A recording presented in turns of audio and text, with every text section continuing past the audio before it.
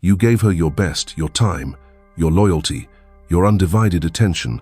You listened closely when she spoke. You showed up when she was hurting. You stayed even when parts of you were breaking inside. You believed that consistency would be enough, that kindness would be remembered, that love, if honest, would eventually return. But it didn't. She began to pull away, not all at once, but slowly, quietly, almost gently. The way she looked at you started to change. Her eyes wandered elsewhere, and her silence grew heavier each day. You tried harder, gave more, offered your full heart without holding anything back because you believed love was earned through devotion. And still, she left. What no one tells you is that women don't always fall out of love because of what you did. They often fall out of connection because they can no longer feel who you are. And you don't even realize it's happening, because as a man, you were taught to show love through action, not through presence. Carl Jung believed that too.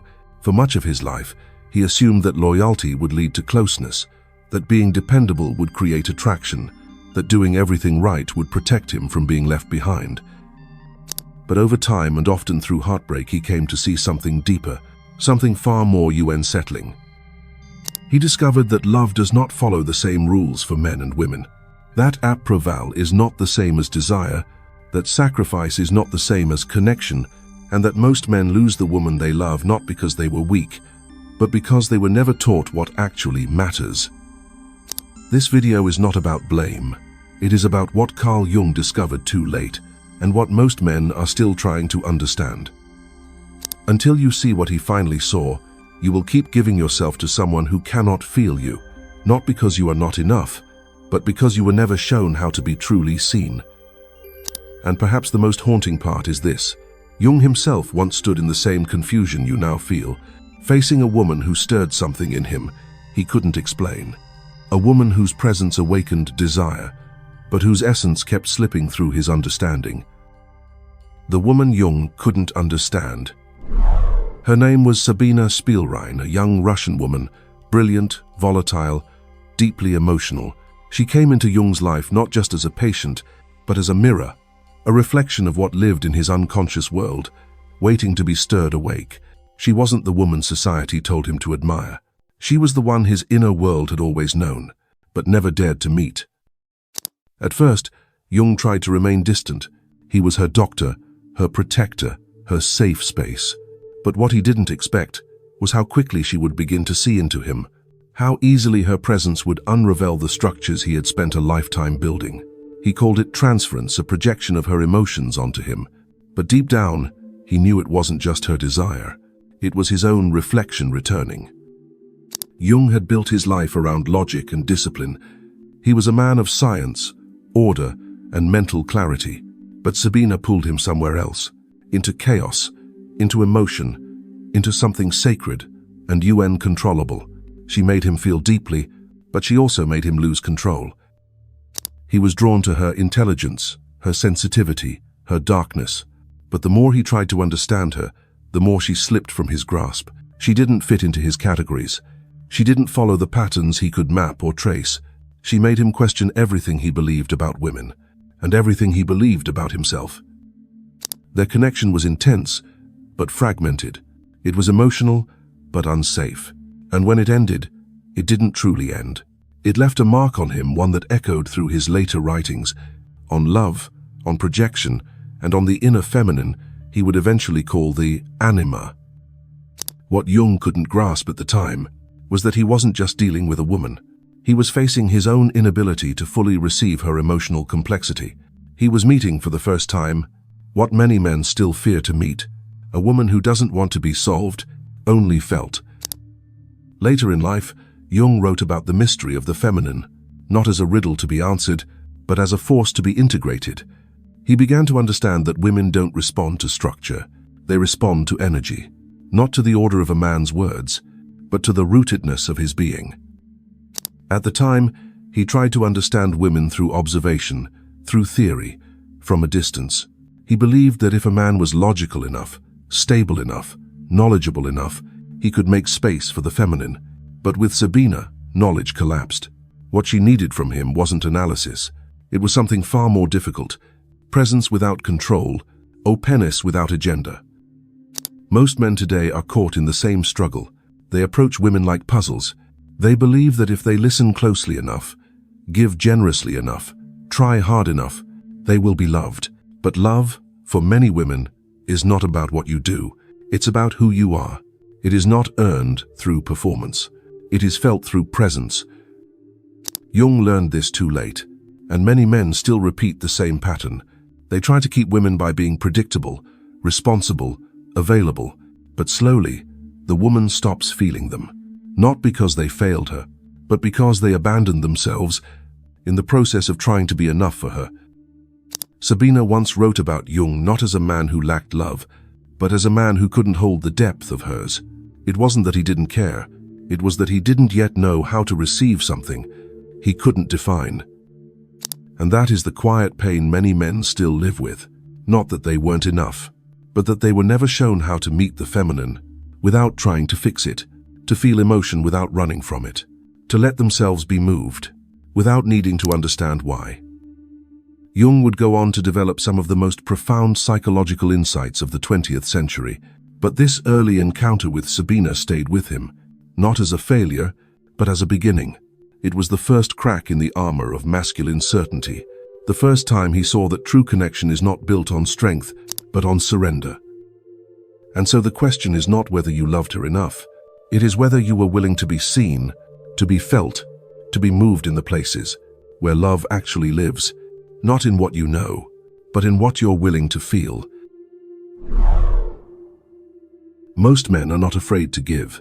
They are afraid that giving everything still won't be enough. And when it happens, when all your loyalty, patience, and emotional investment lead to distance instead of intimacy, you don't just question her, you begin to question your own worth.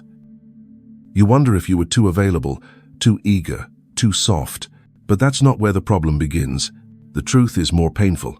Devotion on its own does not guarantee desire. Loyalty does not always create connection, and love, when offered without presence, can become invisible. Jung began to see this as he watched his most sincere relationships fall apart. He had tried to be the stable one, the logical one, the safe one, but instead of bringing people closer, that safety became something flat, predictable, and emotionally distant, not because he was cold, but because his love was built on control, not on feeling. Many men follow the same path. They believe that if they are good enough, consistent enough, generous enough, then a woman will stay. But they miss something essential. A woman cannot feel a man who is hiding behind his performance. She may appreciate the effort, but effort alone does not stir her soul. Attraction isn't something she gives as a reward. It's something she feels when a man is alive in himself.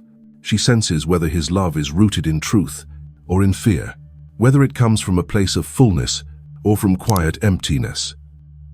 This is what Jung came to understand, but too late to change what had already been lost.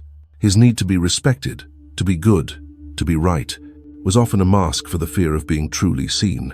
And in trying so hard to be accepted, he made himself smaller. He lost the very presence that once made him feel real. Women feel this shift long before they can name it. They may not say it out loud, but their hearts know when a man is giving from fear instead of truth, when his love is cautious instead of courageous, when his hands reach out, but his soul stays hidden. And slowly, they stop reaching back, not because he is too much, but because he is no longer there. When a man sacrifices his truth, his voice, his needs, he may believe he is keeping the relationship alive, but what he is really doing is abandoning the one thing she felt in the beginning, his fire, his wholeness, his aliveness. Jung described this as a disconnection from the self. When a man detaches from his center, he begins to live from the outside in.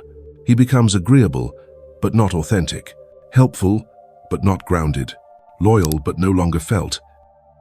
And a woman, no matter how much she wants to stay, cannot remain connected to someone she can no longer feel. She may still love your goodness, but if that goodness comes at the cost of your depth, she will slowly grieve it, and then she will leave it. This is the quiet tragedy most men never see coming. They confuse devotion with desire. They believe that love will grow from being needed, but real love only grows where there is shared presence, where two souls can meet without pretense. What most men long for isn't approval. It is to be felt, to be received without shrinking, to be loved without performing. But to be loved that way, you must first be willing to show up as you truly are, not as the version of yourself you think she wants. Devotion is not wrong, but devotion without truth becomes hollow, and a woman can feel the difference, even if she doesn't yet have the words. Later, Jung began to write about this difference, about the anima, the inner feminine, and how a man must come into contact with his own emotional life before he can truly meet a woman. Until then, she remains a mirror, reflecting not just love, but everything he cannot yet face in himself. And no matter how beautiful the reflection, no matter how generous the devotion, a connection without soul cannot survive. And maybe that's where it begins, not with how much you give to her, but with how little you've given, to the part of yourself that still waits to be met, the part she keeps reaching for, even when you don't know it's there. If this content is making sense to you, please click the subscribe button and subscribe to the channel. Thank you for your support. There is a part of every man that quietly longs to be met, not by someone outside of him, but by something he has buried within. Carl Jung called it the anima, not just the idea of a woman, but the inner feminine soul of the man himself, the part of him that feels, that receives, that dreams, that surrenders. Most men are taught to deny this part. They are taught to be strong, to lead, to pursue. They are told that emotion is a weakness, that sensitivity is dangerous, that vulnerability is unattractive. So they build walls around their anima, walls made of logic, ambition, and control. But what happens when those walls grow too high is this. The man loses access to his own depth, and once he does, he starts projecting that depth onto women. He sees in her everything he cannot feel in himself. He sees her as magical, mysterious, sacred, intuitive, passionate. She becomes not just a person, but a vessel for everything he has disowned inside his own soul. Jung warned about this. When a man has not made peace with his inner feminine, he idealizes women to the point of blindness. He places them on pedestals they never asked to stand on, and when they fall from those pedestals, as all human beings eventually do, he does not just feel disappointed. He feels betrayed. This is why so many men experience heartbreak as humiliation. They are not just mourning a lost relationship. They are mourning the collapse of a fantasy. They are mourning the disintegration of a part of themselves they had placed entirely in someone else. But the truth is, she was never meant to carry all of that. She was never meant to be your soul. There is a part of every man that quietly longs to be met, not by someone outside of him, but by something he has buried within. Carl Jung called it the anima, not just the idea of a woman, but the inner feminine soul of the man himself, the part of him that feels, that receives, that dreams, that surrenders. Most men are taught to deny this part. They are taught to be strong, to lead, to pursue. They are told that emotion is a weakness, that sensitivity is dangerous, that vulnerability is unattractive. So they build walls around their anima, walls made of logic, ambition, and control. But what happens when those walls grow too high is this. The man loses access to his own depth, and once he does, he starts projecting that depth onto women. He sees in her everything he cannot feel in himself. He sees her as magical, mysterious, sacred, intuitive, passionate. She becomes not just a person, but a vessel for everything he has disowned inside his own soul. Jung warned about this. When a man has not made peace with his inner feminine, he idealizes women to the point of blindness. He places them on pedestals they never asked to stand on. And when they fall from those pedestals, as all human beings eventually do, he does not just feel disappointed. He feels betrayed. This is why so many men experience heartbreak as humiliation. They are not just mourning a lost relationship. They are mourning the collapse of a fantasy. They are mourning the disintegration of a part of themselves they had placed entirely in someone else. But the truth is, she was never meant to carry all of that. She was never meant to be your soul. She was meant to meet your soul, and she cannot do that if you are not in contact with it yourself. Jung understood this only after being shattered by his own projections. It was not until he explored his dreams, his fantasies, his desires, and his wounds that he began to realize he had been loving through a mirror, not through presence, but through expectation, not through knowing her, but through chasing the lost pieces of himself she reminded him of. The anima is not a theory. It is a living reality inside every man. It is the voice that trembles when you admit your fears. It is the stillness that listens when words are not enough. It is the pain you feel when you are honest with yourself for the first time in years. When a man begins to connect with his anima, he stops demanding so much from the women in his life.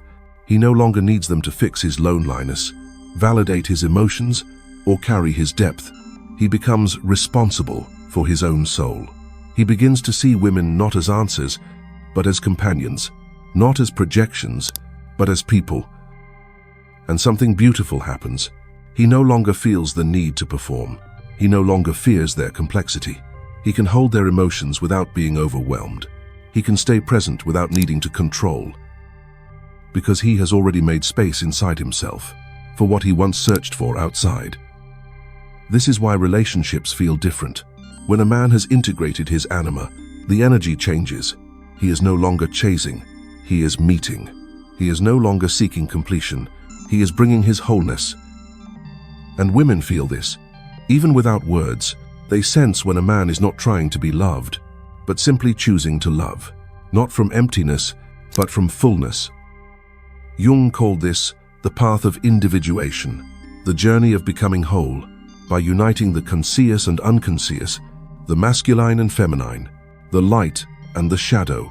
It is not about balance in a perfect sense, but about intimacy with all parts of yourself. The anima is not soft in a fragile way. She is soft in the way rivers carve through stone. She is not weakness. She is depth. And when you honor her, you stop needing women to save you from yourself.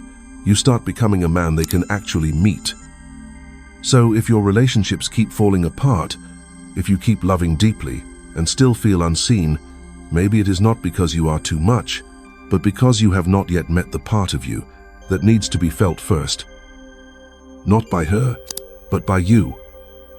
But even when a man begins to touch that hidden part within, even when he starts to feel more than he used to, there is still something delicate that can slip away without warning. Because the feminine does not respond only to intention. She responds to presence, and when that presence fades, so does the bond. Even when a man gives everything, even when he shows up, stays loyal, and tries his best to be good, there comes a moment when a woman stops, feeling him. And she may not even know how to explain it. She will say something has changed, that she feels distant, that she no longer knows who you are. You will try harder. You will become more attentive, more present, more available, but the harder you try, the further she seems to drift. Because what she needs is not more of your doing. She needs more of your being. And this is where most men become confused. They think presence is about physical nearness, about consistency, about responsibility, but real presence is something else entirely. It is the invisible energy of a man who is fully in his own body, who is rooted in his truth, who is not afraid to feel, to speak, to hold his ground. When that presence is gone, a woman may still see you, but she can no longer feel you. Jung spoke about this as the disconnection from the self. When a man begins to live from the outside in, when he abandons his soul in order to fit the image of a good man, he loses the very frequency that makes him felt. He becomes reliable but dull, gentle but hollow, present in form but absent in spirit. And a woman will never say it directly, because even she cannot always name what has disappeared. But her body knows, her intuition knows, and her heart begins to close, not out of malice, but out of a deep loneliness that words cannot bridge. The tragedy is that many men don't know they've vanished. They are still showing up, still loving, still trying. But they have lost their inner voice, their raw truth, their emotional fire. They have become so good at suppressing their own needs and desires, so careful not to offend or overwhelm, that they are no longer alive in her eyes. And this is not because women want drama or chaos. It is because they want to feel life moving through you. They want to feel your soul beneath the surface. They want to sense your honesty, your courage, your heart. Not the perfect version of you, but the real one. This is why some women pull away even from kind, loving men. Not because they are ungrateful, but because they can no longer feel the pulse of the relationship. The energy has grown still. The emotional current has gone flat. And when a woman cannot feel your energy, she starts to question herself. She begins to wonder if she is asking for too much. She feels guilty for wanting more. But what she is really longing for is not more action. She is longing for connection, for depth, for intimacy that is not measured in gestures, but in presence. Jung saw this pattern again and again in the men he worked with. They were successful, intelligent, caring, but they had no idea who they were beneath the surface. They had lost the thread of their own soul, and they were trying to love from a place of absence. You cannot give what you do not possess, and if you are not connected to your own heart, no matter how much you give externally, she will feel that gap. The only way to bridge it is to return, to stop chasing perfection, to stop managing the relationship, and to start feeling again. To feel your sadness, to feel your anger, to feel your longing, to feel your truth. Not to unload it onto her, but to come back into yourself, because that is what she wants to stand next to. A man who is fully alive, not always calm, not always composed, but real. Jung called this the return to the self, not the polished self you present to the world, but the deeper self that carries your fire, your instinct, your essence. When that part of you is awake, she will feel you without needing to ask where you are. She will soften, not because you pleased her, but because your presence speaks louder than your words. So if she says she can't feel you anymore, don't panic. Don't try harder. Just pause and ask yourself the question she cannot always put into words. Are you here? Not just in the room, but in your body, in your truth, in your soul. Because if you are, she will know. And maybe that's the part we misunderstand the most. Not just that she can no longer feel us, but that we never truly knew what she was feeling for in the first place. Because the feminine is not waiting for answers. She is waiting for something far more rare. She is waiting to be met in her mystery. There comes a moment in every man's life when he looks back on the women he once loved and realizes he never truly saw them. He remembers their laughter, their tears, their silence. He remembers the moments when they leaned in close and the moments when they pulled away. But what he rarely remembers is where he was during all of it. Carl Jung was no different. He had studied the mind, mapped the unconscious, traveled deep into the architecture of the soul. But it wasn't until the end of his life that he admitted something most men cannot. That he didn't understand women, not fully, not in the way they needed to be felt. Because for all his brilliance, he had still looked at the feminine through the lens of the masculine. He tried to hold her with knowledge when what she needed was presence. He tried to observe her, interpret her, explain her, but never let her move him. In his later writings, Jung confessed that the true nature of the feminine could not be understood from the outside. It had to be experienced within. And by the time he realized this, some of the most important women in his life had already become ghosts. We do not lose women because we don't care. We lose them because we don't feel them, because we're too busy trying to be right, to be strong, to be clear, to notice when their spirit has quietly closed the door. We wait until silence becomes unbearable, before we ask, what happened?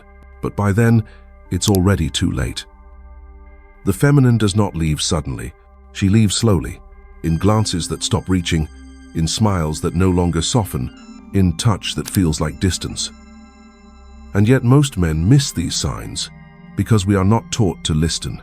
We are taught to fix, to solve, to rescue. But she doesn't want to be rescued. She wants to be met. Jung's greatest insight in the end was not about theory, but about humility. He realized that every woman who confused him, every relationship that felt impossible, was actually showing him something about the parts of himself he had abandoned. Her mystery wasn't a test, it was a mirror. And all those moments of emotional disconnection, they weren't proof that she was too complicated. They were reminders that he had forgotten how to feel. You see, the deepest feminine does not seek answers. She seeks connection. She is not asking you to make her safe. She is asking you to be safe enough to hold her truth when it arrives raw and unrehearsed. Jung saw that the men who could do this were not the smartest or the strongest. They were the most present, the ones who had faced their own shadows, touched their own grief, and softened through the breaking. Because only a man who has sat with his own chaos can remain calm in hers. Only a man who has cried his own tears can understand why hers matter. Only a man who has held himself can truly hold her. This is what Jung came to call the sacred marriage, the inner union between the masculine and feminine within. Not an outer relationship, but an internal reconciliation. And without this, no amount of effort, devotion, or goodness will keep love alive. Because she is not asking you to prove yourself. She is asking you to be yourself. Not the mask, not the role, not the image. The real you, the one who trembles when he's afraid, the one who speaks the truth even when it shakes, the one who can sit in silence without trying to escape. In the end, Jung stopped trying to understand women. He started trying to understand the feminine within him, and it changed everything. He began to dream differently. He began to listen more than he spoke. He began to soften, not out of weakness, but out of reverence. He saw that the feminine is not something to control. She is a force of nature, a river, a flame, a song without a chorus. And you do not love a river by building dams. You love it by learning to swim. You do not love a flame by containing it. You love it by becoming light. You do not love a woman by decoding her. You love her by standing still long enough to be moved. This is the mystery Jung finally stopped resisting, and it is the mystery that will keep returning to every man, until he too decides to stop solving and start surrendering. Because only when you surrender to what you cannot control do you discover what was trying to awaken you all along. Not just her, but you. The part of you that feels, the part of you that listens, the part of you that loves without needing to understand. There comes a point in a man's life when the patterns can no longer be ignored, when he has loved and lost enough to realize it was never just about the women. It was about how he showed up, or rather, how much of himself never showed up at all. Carl Jung reached that point late in life. By then, he was already seen as a giant of psychology, the man who mapped the unconscious, named the shadow, spoke of the self, the soul, the deep. But something was still missing, not in his work, in him. For years, he had looked outward, studying patterns, explaining people, helping others heal.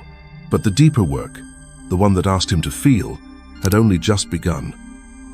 And when it finally came, it wasn't loud. It didn't announce itself with clarity or pride.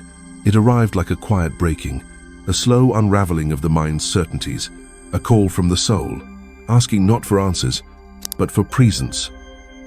What he realized was painfully simple, that women were never the problem. His resistance to feeling them was. Their depth wasn't the threat. His fear of surrendering control was. He saw how often he retreated into logic, to stay safe, to stay superior, to avoid being moved. But that retreat, that silent pulling back, was felt by every woman who ever tried to love him. He wanted to be the one who could hold it all, but he had not yet learned how to hold himself, in the places where intellect ends and vulnerability begins. This is the part most men never reach, not because they're incapable, but because they were never shown how.